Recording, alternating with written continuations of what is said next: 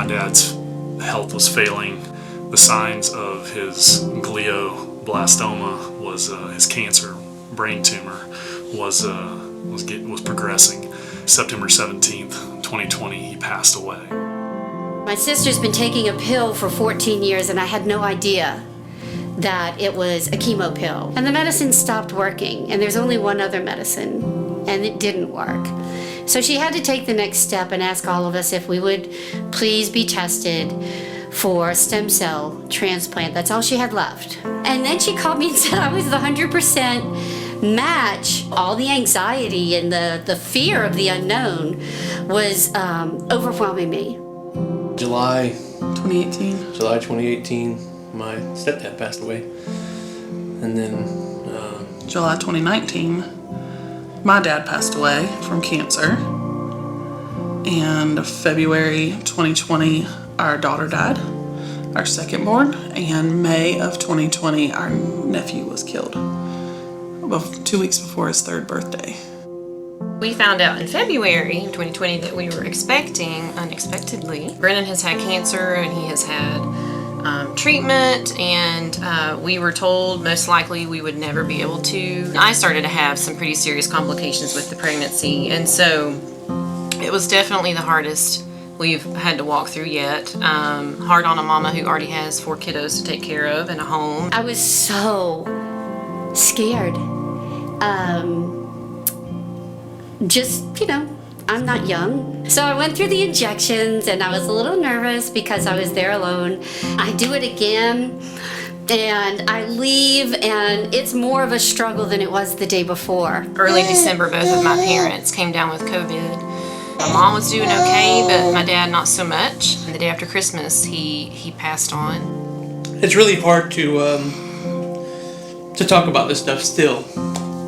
Even though we're so, a year from Noli, and We're almost a year from Buddy. almost a year from Buddy, and 2 years, almost 3 years from our fathers, and we are adamant in counting on God in our grief. 2 surgeries, which I, had never had to do pregnant. Here he is, and he is, from what we can tell, he is healthy and he is happy. He is an image of the Lord's faithfulness to me. What I had to go through, I'm looking back, was nothing compared to what she went through. She has told me I can never thank anybody enough for helping her through this, because it's the hand of God. That she is still with us and sharing with us, and so we're just very thankful to share to share all of that. I can't thank everybody enough for the prayers. It's a great feeling because it's helped me get through it, and it's helped her going through it. Sometimes in the moment we can forget what God has done in the past.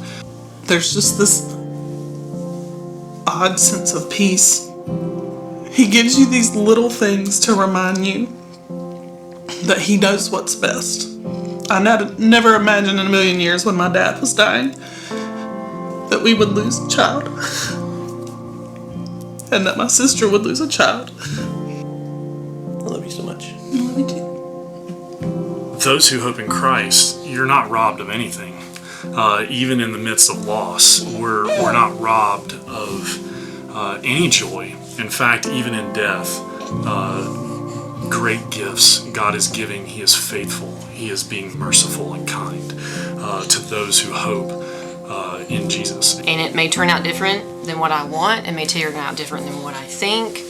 But in the end, who he is what that is anchored in. And that has to be what I'm anchored in as well.